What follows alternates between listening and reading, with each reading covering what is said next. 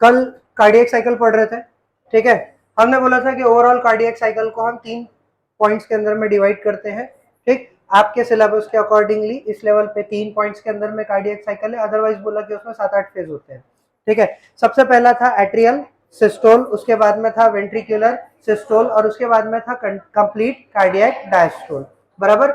आपको बोला था कि ओवरऑल कार्डियक साइकिल जो होता है हमारा वो कितना होता है, 0.8 सेकेंड का एक साइकिल कंप्लीट होता है, 0.8 सेकेंड्स का एक साइकिल कंप्लीट होता है, ठीक। पहला था एट्रियल सिस्टोल, बराबर, एट्रियल सिस्टोल। इसके अंदर होता क्या है, तो हमने बोला था कि हमारा एस ए नोड जो रहता है ये क्या करता है, इंपल्स जनरेट करता है। एस ए नोड से निकलता है क्या, इंपल्स। इंपल्स जो रहता है वो पूरे एट्रियास के ऊपर में क्या हो जाता है, स्प्रेड हो जाता है। एट्रियास पे जब इंपल्स जाएगा, तो मैंने आपको कल 3 टर्म्स पढ़ाए थे, पोलराइजेशन, डीपोलराइजेशन और रीपोलराइजेशन, बराबर है। जैसे ही इंपल्स चला गया तो वहां पे क्या हो गया, डीपोलराइजेशन, और जहां डीपोलराइजेशन होगा वहां की मसल क्या करेगी, कॉन्ट्रैक्ट करेगी, ठीक है। जहां डीपोलराइजेशन होगा वहां की मसल कॉन्ट्रैक्ट करेगी। तो एट्रिया के अंदर में एसए नोड से इंपल्स निकला, इंपल्स पूरे एट्रिया पे डिस्ट्रीब्यूट हो गया, जहां जहां से इंपल्स गया वहां हुआ डीपोलराइजेशन और वहां की मसल कॉन्ट्रैक्ट होना स्टार्ट हो गई, बराबर।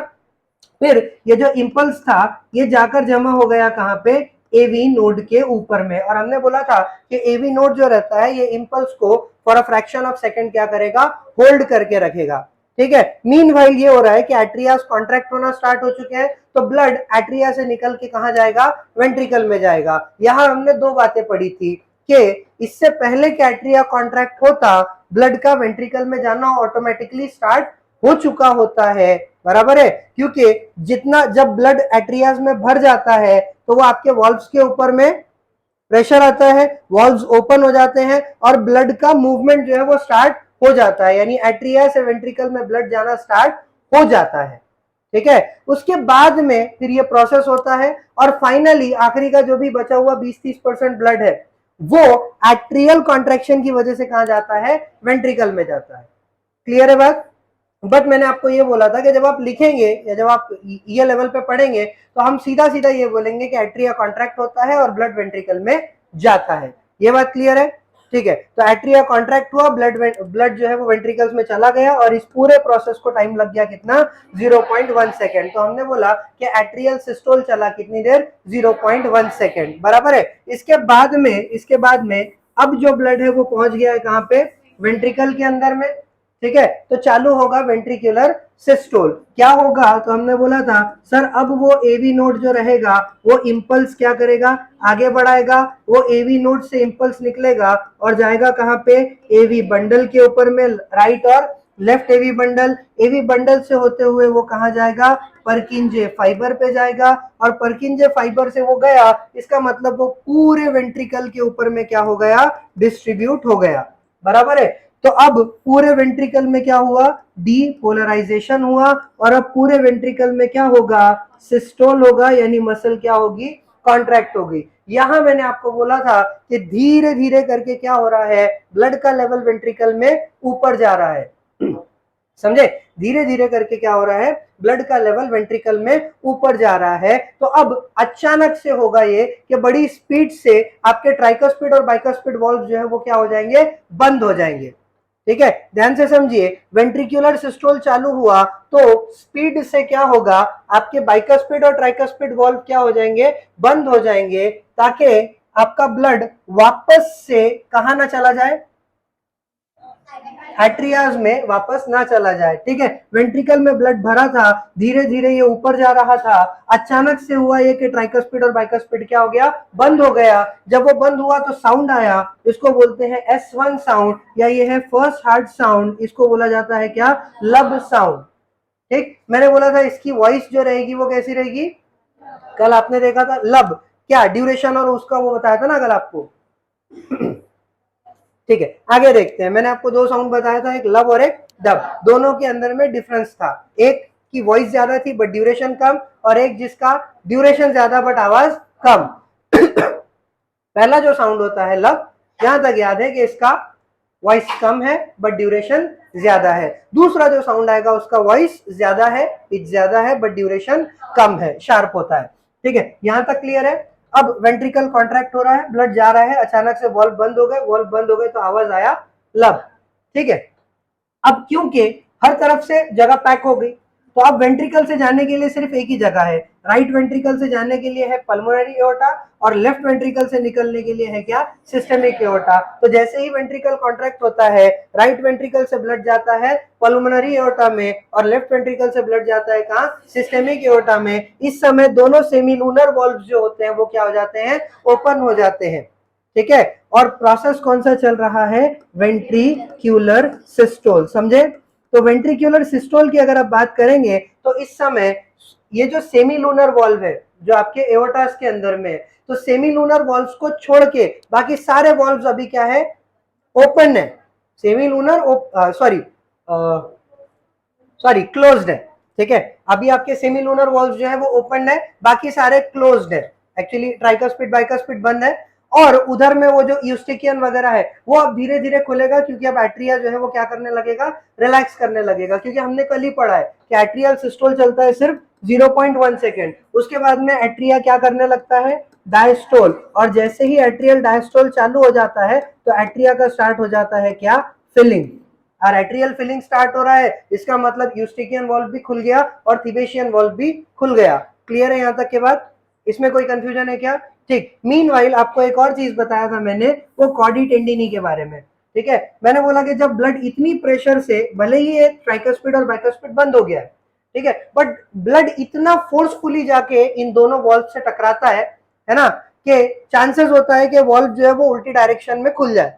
ठीक, जैसा आपको एग्जांपल दिया था वो छतरी वाली, बहुत जोर से हवा आती है तो वो उल्टी हो जाती है ना, तो वैसे ही यहाँ होने के चांसेस है। इसीलिए ये जो थ्रेड लाइक स्ट्रक्चर होते हैं जिसको हम क्या बोलते हैं, कॉडी टेंडिनी, हमने बोला था कि वो वॉल्व्स को कनेक्ट करके रखता है, किससे, जोड़ के रखता है पैपिलरी मसल से। तो जब ब्लड इतनी फोर्स से ऊपर जाता है तो ये थ्रेड क्या करते हैं, वॉल्व को रोके रखते हैं, खींचे रखते हैं ताकि वो अपोजिट डायरेक्शन में ना ओपन हो जाए। क्लियर है बात? ये पूरा प्रोसेस चला वेंट्रिकुलर सिस्टोल का कितनी देर, 0.3 सेकेंड। वेंट्रिकुलर सिस्टोल चलता है आपका 0.3 सेकेंड। ठीक है, अब देखिए एट्रियल सिस्टोल हो गया, वेंट्रिकुलर सिस्टोल भी हो गया, ब्लड जो है वो वेंट्रिकल से बाहर जा चुका है। ठीक, एट्रियल सिस्टोल चला था कितनी देर, 0.1 सेकेंड। उसके तुरंत बाद आपका एट्रिया क्या होने लगा, डायस्टोल होने लगा। ठीक है, इसका मतलब जब तक वेंट्रिकल कॉन्ट्रैक्ट हो रहा है तब आपका एट्रिया ऑलरेडी रिलैक्स करना स्टार्ट हो चुका है। उसके बाद में 0.3 सेकेंड अपॉन वेंट्रिकल कॉन्ट्रैक्ट होगा और फिर अब वेंट्रिकल भी क्या होने लगेगा, डायस्टोल में जाएगा। समझे मेरी बात? तो एट्रिया ऑलरेडी डायस्टोल में है, वेंट्रिकल भी अब क्या करेगा, डायस्टोल में जाएगा, और इसीलिए अब जो आएगा उसको बोलते हैं कंप्लीट कार्डियक डायस्टोल या फिर जॉइंट कार्डियक डायस्टोल। क्लियर है मेरी बात? अब इसके अंदर क्या होगा, तो इसके अंदर एक बड़ी जबरदस्त चीज होती है, बात ध्यान से समझिएगा। ये ऑलरेडी रिलैक्स हो चुका है, इसमें फीलिंग वगैरह चालू हो गया है, ये कॉन्ट्रैक्ट हुआ था, अब ये धीरे धीरे रिलैक्स हो रहा है, कंप्लीट कार्डियक डायस्टोल चालू हो रहा है, धीरे धीरे वेंट्रिकल रिलैक्स होगा, तो ये जो दबा हुआ था अब ये खुलेगा। खुलेगा तो अंदर क्या क्रिएट होगा, स्पेस। जहां भी स्पेस क्रिएट होता है वहां क्रिएट होगा क्या, सक्शन, नेगेटिव प्रेशर। बराबर है? इसकी पहले भी हमने एग्जांपल देखी थी, वो इंजेक्शन। आपका ड्रॉपर देखिए, ड्रॉपर, ड्रॉपर से बच्चों की वो जो दवा निकालते हैं, तो जब आपको दवा लेनी होती है तो आप ड्रॉपर को प्रेस करते हैं, आप उसको बोतल में डालते हैं और फिर क्या करते हैं, उसको छोड़ देते हैं। तो जब आपने छोड़ दिया तो ड्रॉपर में क्या क्रिएट हो रही है, स्पेस। स्पेस की वजह से क्या होगा, सक्शन, और उसी सक्शन की वजह से वो दवा कहां जाएगी, ड्रॉपर में।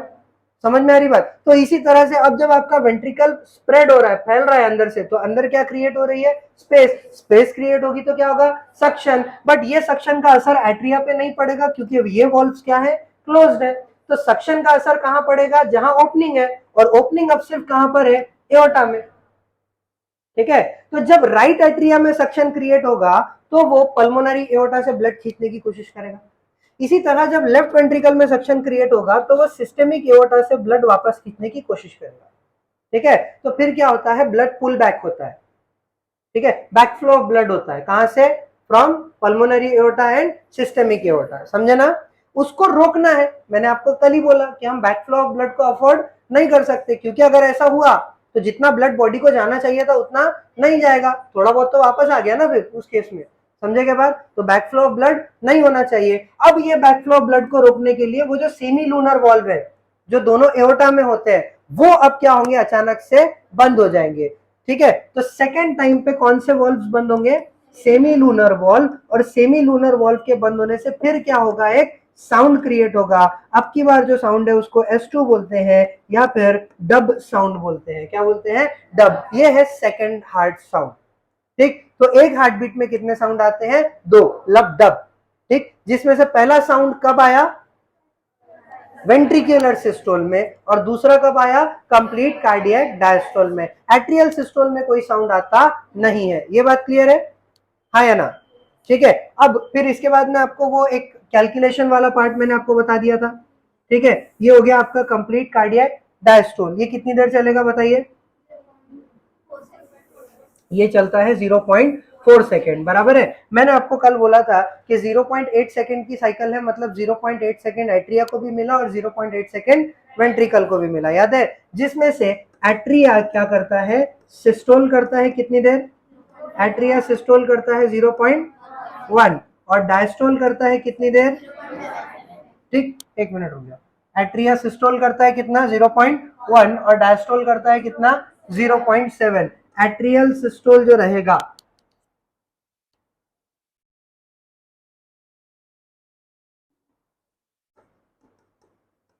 एट्रियल सिस्टोल जो रहेगा ये चलेगा कितना, 0.1 सेकेंड, और एट्रियल डायस्टोल कितना चलेगा, यस, एट्रियल डायस्टोल चलेगा 0.7 सेकेंड। तो एट्रिया ने अपने 8 सेकेंड को ऐसे इस्तेमाल किया, 0.8 सेकेंड को। इसी तरह वेंट्रिकुलर सिस्टोल चलता है कितनी देर, 0.3 सेकेंड। ठीक है, तो अब वेंट्रिकल को कितना समय मिला, 0.5 सेकेंड। तो वेंट्रिकल कितना बचा फिर, डायस्टोल कितनी देर करता है वो, ठीक है। तो वेंट्रिकल अपने 0.8 सेकेंड को ऐसे यूज करता है और एट्रिया ऐसे यूज करता है, अगर इंडिपेंडेंटली देखेंगे तो। ठीक है, इसका मतलब ये है कि जब वेंट्रिकल कॉन्ट्रैक्ट होना स्टार्ट हो रहा होता है तब एट्रिया ऑटोमेटिकली या पहले से ही डायस्टोल में जा चुका होता है। ठीक है, हाँ या ना? तो फिर मैंने कल आपको सीक्वेंस बताया था, अगर आपको याद होगा तो हमने बोला था कि पहले क्या होगा, दोनों रिलैक्स्ड रहेंगे, एट्रिया कॉन्ट्रैक्ट होगा, फिर वेंट्रिकल जब कॉन्ट्रैक्ट होगा तो एट्रिया रिलैक्स होगा और फिर वेंट्रिकल रिलैक्स होगा। तो एक टाइम ऐसे आएगा जब दोनों भी रिलैक्स रहेंगे। तो ये दोनों भी रिलैक्स कितने समय तक रहते हैं, कंप्लीट कार्डियक डायस्टोल में, यानी कि 0.4 सेकेंड तक।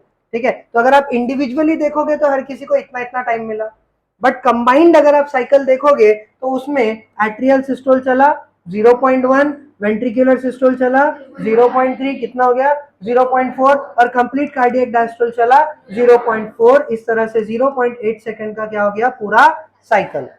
क्लियर है, हाँ या ना? इसको बोलते हैं क्या, कार्डियक साइकिल। यहां तक क्लियर, इसमें कोई कंफ्यूजन? चलिए ठीक है, अब हम आगे बात करेंगे कि हमारी कार्डियक साइकिल को कौन मेंटेन करता है, किस तरह से वो साइकिल प्रॉपरली उतने उतने टाइम पर ही होते रहती है, कभी कम नहीं होता, कभी ज्यादा नहीं होता। ठीक है, वो सारी चीजें हम देखेंगे। जो हमने हार्ट रेट उस दिन देखा था, याद है आपको, 0.8 सेकेंड की एक साइकिल, एक मिनट में 60 सेकेंड, उस हिसाब से हमने पूरी की पूरी टाइमलाइन निकाली थी और बोला था कि सर 75 बीट्स होगी करके, है ना? चलिए अब बात करते हैं रेगुलेशन ऑफ कार्डियक साइकिल के बारे में, कि कौन कंट्रोल करता है हार्ट रेट को या हार्ट की स्पीड को। ठीक, आप कभी देखेंगे तो अगर आप एकदम से एक्सरसाइज करना स्टार्ट करते हैं, भागना स्टार्ट करते हैं, वर्कआउट करना स्टार्ट करते हैं, या आप डर जाते हैं, ठीक, तो अचानक से आपका हार्ट रेट क्या होता है, बढ़ जाता है। समझ रहे हो, हाँ या ना? ठीक है, अब जैसे फॉर एग्जाम्पल आपने सीढ़ी चढ़ना स्टार्ट किया, नीचे से आप ऊपर आ रहे हैं, है ना? नीचे से ऊपर जब आप चढ़ेंगे तो आपका हार्ट रेट बढ़ जाएगा, बट ऊपर आप आके जैसे ही बैठेंगे तो आपका हार्ट रेट वापस कम हो जाएगा, है ना? इसका मतलब ये है कि कुछ तो है जो हमारे हार्ट की स्पीड को कम या ज्यादा कर सकता है। ठीक है, बट याद रखिए हमने बोला था कि स्टार्ट या स्टॉप, क्योंकि वो ऐसे नोड के हाथ में, वो अपना इंपल्स खुद जनरेट करता है, ये बात याद है?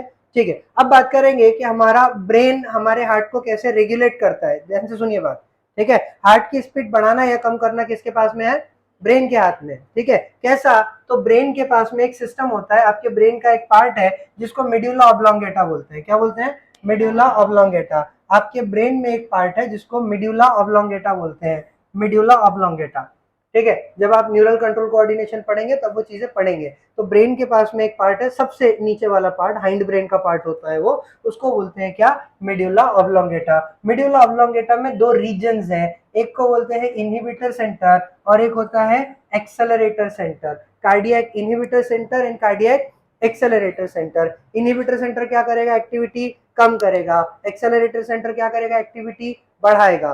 समझे? अब ये दोनों सेंटर काम किसके थ्रू करते हैं? तो ये काम करते हैं आपके सिंपैथेटिक और पैरासिम्पैथेटिक नर्वस सिस्टम के थ्रू। फिर से वापस नर्वस सिस्टम में आप आ जाइए, मैं शॉर्ट में आपको हिंट दे देता हूँ। एक बात समझिए, हमने हमारे पूरे नर्वस सिस्टम को दो पार्ट में डिवाइड किया, एक सेंट्रल नर्वस सिस्टम और दूसरा पेरिफेरल नर्वस सिस्टम। क्या? सेंट्रल और पेरिफेरल। सेंट्रल नर्वस सिस्टम में आ गया आपका ब्रेन और आपका स्पाइनल कॉर्ड, ठीक है। बट क्या ये हाथ मेरे सेंट्रल नर्वस सिस्टम का हिस्सा है? नहीं। क्या ये जो साइड में किडनीज है वो सेंट्रल नर्वस सिस्टम का हिस्सा है? नहीं। क्या हार्ट सेंट्रल नर्वस सिस्टम का हिस्सा है? नहीं। ये सब सेंटर से बाहर है, समझे?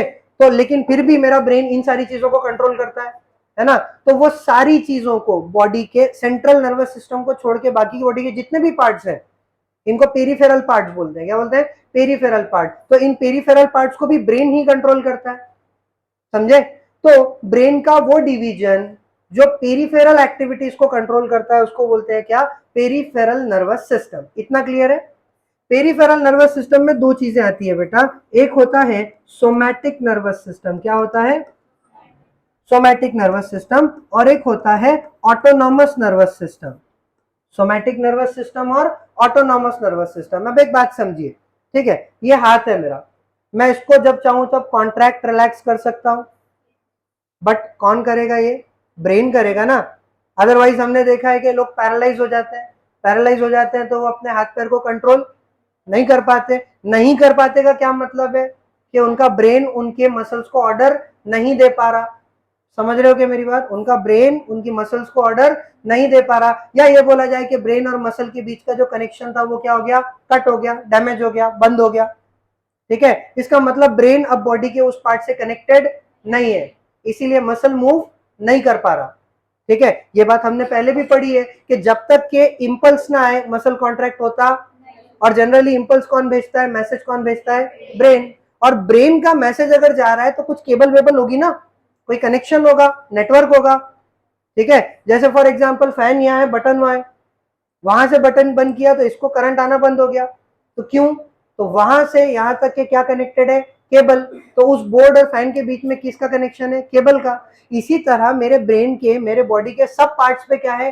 कनेक्शन। और उन्हीं कनेक्शंस को हम क्या बोलते हैं? नर्व्स। क्या बोलते हैं? नर्व्स, ठीक है। अब मेरी बात समझो, मेरा ब्रेन मेरी बॉडी, पूरी बॉडी को, पूरे पेरिफेरल बॉडी को क्या करता है? कंट्रोल करता है, बट किसके थ्रू करेगा? किसके थ्रू? नर्व्स के थ्रू। तो पेरिफेरल नर्वस सिस्टम सिर्फ और सिर्फ बना है किससे? नर्व्स से, ठीक है। या कभी पूछा जाए कि पेरिफेरल नर्वस सिस्टम क्या है, तो सिंपल सा आंसर है नर्व्स है, ब्रेन से निकलने वाली कनेक्शंस, नर्व्स, ठीक है। ये नर्व दो टाइप की रहेगी, एक स्पाइनल और एक क्रेनियल। स्पाइनल मतलब जो वर्टेब्रल कॉलम से स्पाइनल कॉर्ड की जो ब्रांचेस निकल रही है वो स्पाइनल नर्व, और कुछ जो है वो डायरेक्ट ब्रेन से निकलती है, वो हो गया क्या? क्रेनियल नर्व, ठीक है। तो वो आप आगे पढ़ोगे, लेकिन नर्व्स होती है। तो पेरिफेरल नर्वस सिस्टम पूरा का पूरा डिपेंडेंट है किसके ऊपर में? नर्व्स के ऊपर में। किस पे? नर्व्स के ऊपर। यहां तक आप बात समझे क्या?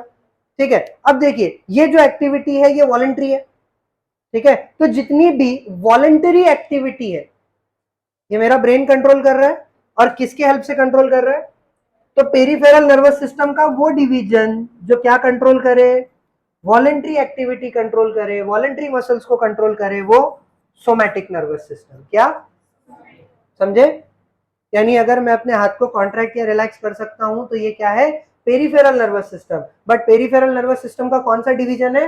सोमैटिक। क्लियर है बात? हाँ या ना? ठीक है। अब सुनिए, ब्लड वेसल्स का साइज छोटा या बड़ा कर पाना मेरे हाथ में है क्या? नहीं। हार्ट रेट बढ़ाना या कम कर पाना मेरे हाथ में है क्या? नहीं। रेट ऑफ रेस्पिरेशन बढ़ाना या कम कर पाना ये मैं वॉलंटरी कंट्रोल करता क्या? नहीं करता। ठीक है। डाइजेस्टिव सिस्टम की जो मेरे इंटेस्टाइन की जो मसल्स है उसको मैं कंट्रोल करता क्या? नहीं। तो ये सारी एक्टिविटी क्या है फिर? इनवॉलेंट्री है। कैसी है? इनवॉलेंट्री। बट ये भी कंट्रोल कौन कर रहा है? ब्रेन। किसके थ्रू? नर्व्स के थ्रू। आ रही बात समझ में? हाँ या ना? तो पेरिफेरल नर्वस सिस्टम का वो डिवीजन जो कौन सी एक्टिविटी कंट्रोल करता है? इनवॉलेंट्री यानी ऑटोनॉमस, ऑटोमेटिक। ठीक है। तो पेरिफेरल नर्वस सिस्टम का वो डिवीजन जो क्या कंट्रोल करता है? इनवॉलेंट्री एक्टिविटी करता है, उसको बोलते हैं क्या?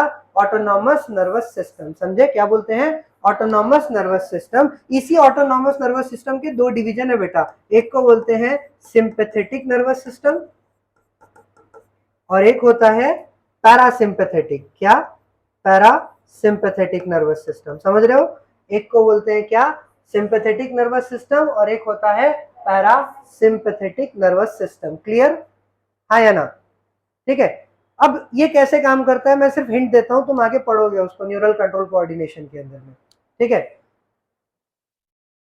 यहां तक समझे क्या? अब यही बात मैंने यहां बताई है कि हमारा ब्रेन मेरे हार्ट की एक्टिविटी को क्या करता है? कंट्रोल करता है। किसकी मदद से? Sympathetic and parasympathetic. अब ये क्या रहता है ये आपको समझ में आ गया कि सिंपैथेटिक और पैरासिम्पैथेटिक नर्वस सिस्टम किसके पार्ट है? ऑटोनॉमस नर्वस सिस्टम किसका पार्ट है? पेरिफेरल नर्वस सिस्टम का। पेरिफेरल नर्वस सिस्टम क्या है? ब्रेन और स्पाइनल कॉर्ड को छोड़ के जो कुछ है वो पेरिफेरल है। समझे मेरी बात? हाँ या ना? इतना क्लियर है क्या? ठीक है। अब बात करेंगे कि ये सिंपैथेटिक नर्वस सिस्टम कैसे कंट्रोल कर पाता है। यहां तक कोई कंफ्यूजन है क्या? बताइए। हाँ जी, है क्या? नहीं। ठीक, तो आप सुनिए। जब आपका सिंपैथेटिक नर्वस सिस्टम एक्टिवेट होता है तो वो रिलीज करता है केमिकल जिसका नाम है एड्रेनलिन। क्या रिलीज करता है? इसका मतलब मेरे ब्रेन से, मेरे स्पाइनल कॉर्ड से कुछ केबल निकलती है और जाके कनेक्ट होती है किससे? मेरे हार्ट से। ठीक है। कब? किससे? हार्ट से। ठीक। जब मेरा ब्रेन ये चाहता है कि मेरा हार्ट रेट बढ़े, ठीक है, तो ब्रेन क्या करेगा? ये नर्व को बोलेगा क्या रिलीज करो? एड्रेनलिन। एड्रेनलिन जाएगा किसके पार्ट में? हार्ट पे। हार्ट में किसके पास? एसए नोड पे। क्योंकि कॉन्ट्रैक्ट कौन कर सकता है? इंपल्स कौन जनरेट कर सकता है? तो एड्रेनलिन जब एसए नोड के पास में जाएगा तो एसए नोड की स्पीड क्या हो जाएगी? बढ़ जाएगी। समझे? और एसए नोड की इंपल्स जनरेट करने की स्पीड अगर बढ़ गई तो हार्ट बीट क्या हो जाएगी? बढ़ जाएगी। समझ रहे हो? इस तरह मेरा ब्रेन मेरे हार्ट की स्पीड को क्या करता है? बढ़ाता है। बट सर ये कब होगा? है ना? ये कब होगा? बेटा जी ये तब होगा जब आप तीन कंडीशंस में आओगे। ठीक है। एक तो फाइट। ठीक है। अब ये फाइट का मतलब झगड़ा करना नहीं होता। फाइट का मतलब है आपकी बॉडी को अलर्ट मोड पे आना। जैसे आप कोई सीढ़ियां चढ़ रहे हैं, खेल रहे हैं, समझ रहे हो? ऐसी हर चीज जिसमें मस्क्यूलर एक्टिविटी क्या हो गई? बढ़ गई, वो है फाइट। और फ्लाइट। फ्लाइट मतलब भागना, जब आप दौड़ रहे हैं तो फाइट, फ्लाइट। और एक होता है फ्राइट, जब आपकी फटी हुई होती है ना? ये तीन कंडीशंस हैं जब जब आपका ब्रेन आपके हार्ट की एक्टिविटी को क्या कर देता है? बढ़ा देता है। इसीलिए मैंने बोला ना, मान लो कि तुम रात को 2-2:30 बजे बढ़िया बैठे हो अकेले, है ना? 2-2:30 बजे कैसे अकेले बैठे हो, कोई तो भी आया पीछे से बोला उठ, क्या होगा? अचानक से डर जाओगे, और जब डर जाओगे तो तुम्हारा हार्ट रेट, ये हार्ट रेट क्यों बढ़ा? कि आपकी बॉडी ने डेंजर फील किया, और डेंजर फील किया मतलब तुरंत क्या होना पड़ेगा?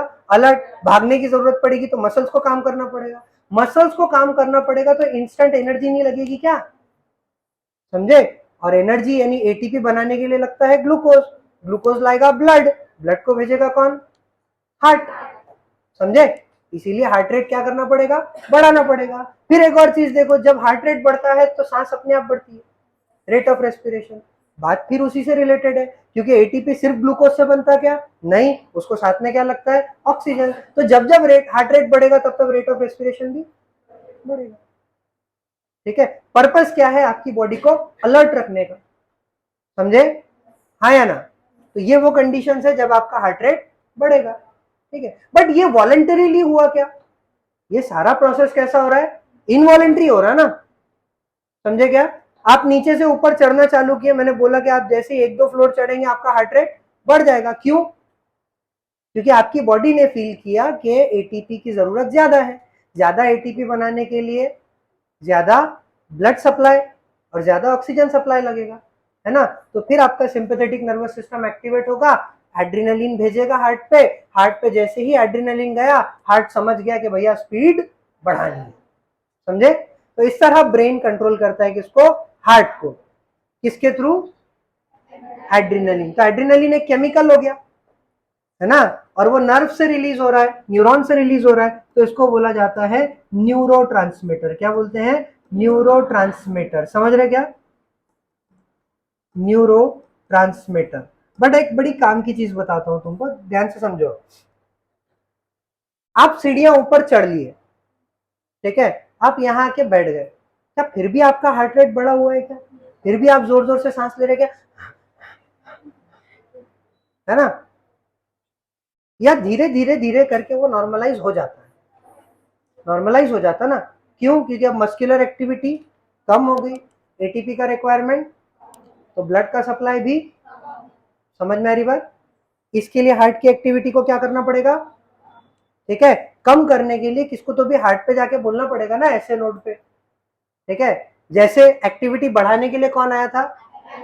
एड्रेनलिन किसका पार्ट है? इसी तरह हार्ट की एक्टिविटी को कम करने के लिए आता है एसिटिल कोलिन। कौन? Acetylcholine. एसिटिल कोलिन किसका पार्ट है? पैरासिम्पैथेटिक नर्वस सिस्टम का। समझ रहे क्या मेरी बात? है ना। तो आपके हर ऑर्गन पे जहां सिंपैथेटिक नर्वस सिस्टम है वहां पे पैरासिम्पैथेटिक नर्वस सिस्टम का भी कनेक्शन है। बट हम अभी उस पर बात नहीं कर रहे हैं, हम स्पेसिफिकली बात कर रहे हैं किस पे? हार्ट पे। तो हार्ट रेट बढ़ता है या कम होता है? किसकी वजह से? नर्वस सिस्टम की वजह से। कौन सा वाला पार्ट? Autonomous nervous system. उसके कितने डिवीजन? 2, एक सिंपैथेटिक और एक। सिंपैथेटिक क्या करेगा? बढ़ाएगा, और पैरासिम्पैथेटिक क्या करेगा? क्लियर हो गई बात? कोई कंफ्यूजन इसके अंदर? ठीक है। फिर इसके अलावा कुछ हार्मोन्स भी होते हैं। अब एक कमाल की बात यह है कि एड्रेनलिन न्यूरोट्रांसमीटर भी है और हार्मोन भी है, क्योंकि एड्रेनलिन सिंपैथेटिक नर्वस सिस्टम और न्यूरॉन्स के अलावा एक और ग्लैंड है, एड्रीनल ग्लैंड, वो रिलीज करता है। ठीक है, बट काम उसका सेम रहेगा। जो काम जो न्यूरोट्रांसमीटर का है, नर्व से आने वाले एड्रेनलिन का है, वही काम ग्लैंड से आने वाले एड्रेनलिन का भी रहेगा। वो आपका हार्ट रेट बढ़ाएगा। तो अगर कोई बढ़ाने वाला है तो कम करने वाला भी चाहिए। कम करने का काम कौन करेगा? एसिटिल कोलिन करेगा। क्लियर हो गई बात? तो इस तरह से हमारा हार्ट रेट क्या होता है? कंट्रोल होता है। ठीक है। फिर आपने ये देखा होगा कि वो बहुत टेंशन ले लिया, है ना, टेंशन लेने की वजह से हार्ट अटैक आ गया, सुना ना। और अंकल, हम बेकार लोग थे,